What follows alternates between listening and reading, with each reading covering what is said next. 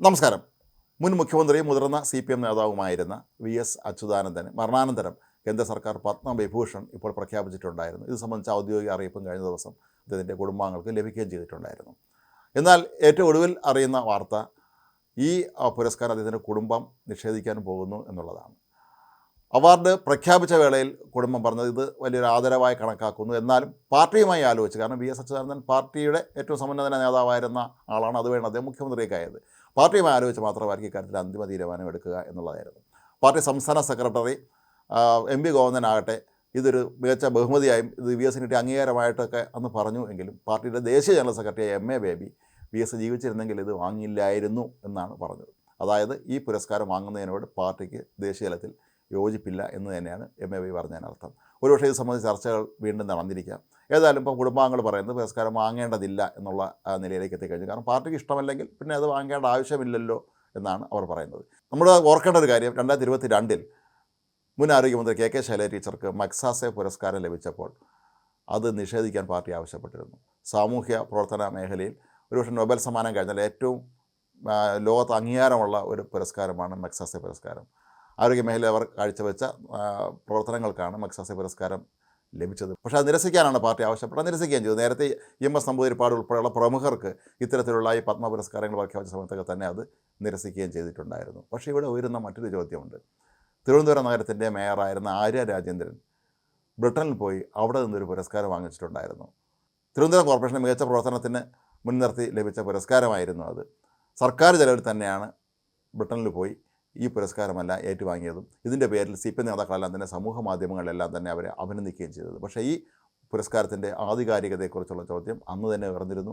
കാരണം ബ്രിട്ടീഷ് പാർലമെൻറ്റിൽ വെച്ചാണ് ഈ പുരസ്കാരം നൽകുന്നത്. ബ്രിട്ടീഷ് പാർലമെൻറ്റ് ഏർപ്പെടുത്തിയ പുരസ്കാരം എന്ന രീതിയിലാണ് ആദ്യമൊക്കെ വാർത്തകൾ പുറത്തു വന്നതെങ്കിലും ബ്രിട്ടീഷ് പാർലമെൻറ്റിലെ ഇത്തരം പുരസ്കാരം നൽകുന്ന ഹാൾ ആർക്കും വാടകയ്ക്ക് എടുക്കാവുന്നതാണ് എന്നുള്ള വിവരം പിന്നീട് പുറത്തു വന്നു. അങ്ങനെ നോക്കുമ്പോൾ ഈ പുരസ്കാരത്തിൻ്റെ ആധികാരികതയെപ്പോലും പലരും ചോദ്യം ചെയ്തിരുന്നു. ഇത് ഇന്ത്യയിൽ തന്നെയുള്ള ഒരു സംഘടനയാണ് ഈ പുരസ്കാരം ഏർപ്പെടുത്തിയിട്ടുള്ളത് എന്നും ഈ പുരസ്കാരത്തിന് മുന്നിൽ പ്രവർത്തിക്കുന്ന വ്യക്തി സംഘപരിവാർ ബന്ധമുള്ള ആളാണെന്നുമൊക്കെ അന്ന് പലരും ആരോപണം ഉയർത്തിയിരുന്നു. ഏതായാലും സർക്കാർ ചെലവിലാണ് ഇത്തരത്തിലുള്ള ഒരു പുരസ്കാരം വാങ്ങാൻ ആര്യ രാജേന്ദ്രൻ അന്ന് ലണ്ടനിൽ പോയത് എന്നുള്ള കാര്യം പ്രത്യേകം ഓർക്കുക.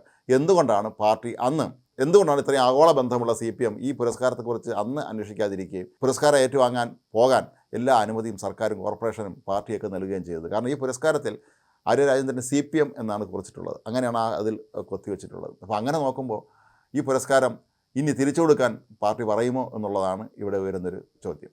CPMനെ സംബന്ധിച്ചിടത്തോളം അതാത് സമയങ്ങളിൽ സ്വന്തം നിലപാടുകൾ മാറ്റി മാറ്റി പറയുന്ന കാര്യത്തിൽ അവർ ഏറെ പേരെടുപ്പിച്ചിട്ടുള്ള ആളുകൾ തന്നെയാണ്. അതുകൊണ്ട് തന്നെ VS അച്യുതാനന്ദൻ KK ശൈലജ ടീച്ചർക്ക് ഒന്നും വാങ്ങിക്കാൻ കഴിയാതെ പോയ ഈ വലിയൊരു പുരസ്കാരം ആര്യ രാജേന്ദ്രന് മാത്രം എങ്ങനെ വാങ്ങിക്കാൻ കഴിഞ്ഞു എന്നുള്ളൊരു ചോദ്യം അവിടെ വരുന്നുണ്ട്.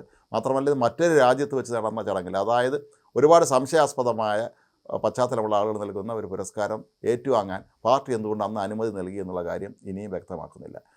ജ്യോതി ബാസുവിന് ഇന്ത്യയുടെ പ്രധാനമന്ത്രിയാവാൻ ലഭിച്ച ഏറ്റവും മികച്ച അവസരം അന്ന് പാർട്ടി തട്ടിക്കളയുകയും പിന്നീട് അത് ചരിത്രപരമായ മണ്ടത്തനമായിരുന്നു എന്ന് ജ്യോതി ബാസു തന്നെ പറയുകയും ചെയ്ത പഴയൊരു കഥ നമുക്കെല്ലാവർക്കും ഓർമ്മയുണ്ട്. അപ്പോൾ CPMനെ സംബന്ധിച്ചിടത്തോളം VS അച്യുതാനന്ദൻ അവരുടെ സമുന്നതനായ നേതാവ് തന്നെയായിരുന്നു. പാർട്ടി കേരളത്തിൽ 1964 പാർട്ടി പിളർന്ന്, കമ്മ്യൂണിസ്റ്റ് പ്രസ്ഥാനം പിളർന്ന് രണ്ടായ ഘട്ടത്തിൽ അതിന് നേതൃത്വം നൽകി അന്നത്തെ പ്രധാനപ്പെട്ട ഒരു കമ്മിറ്റിയിൽ നിന്ന് ഇറങ്ങിപ്പോയ നേതാക്കളിൽ ഒരാളായിരുന്നു VS അച്യുതാനന്ദൻ. പക്ഷേ അദ്ദേഹത്തിൻ്റെ ജീവിത സായാഹ്നത്തിൽ പാർട്ടി അദ്ദേഹത്തെ ബുദ്ധിമുട്ടിച്ച കാര്യം നമുക്ക് നന്നായിട്ടറിയാം. അദ്ദേഹത്തിൻ്റെ പേരിൽ നടപടിയെടുക്കുന്ന ഘട്ടത്തിലേക്ക് പോലും പാർട്ടി എത്തിയിരുന്നു. അങ്ങനെ VSനെ ഒരുപക്ഷെ മരണാനന്തര ജീവിതത്തിലും അദ്ദേഹത്തെ വീണ്ടും അപമാനിക്കാനുള്ള ഒരു ശ്രമമാണോ ഈ ഒരു നിരസിക്കലിന് പിന്നിലുള്ളതെന്ന് സ്വാഭാവികമായും നമ്മൾ സംശയിക്കേണ്ടി വരും. ഏതായാലും VSൻ്റെ വീട്ടുകാരെ സംബന്ധിച്ചിടത്തോളം അവർ അവരുടെ നിലപാട് നേരത്തെ തന്നെ വ്യക്തമാക്കിയതാണ്.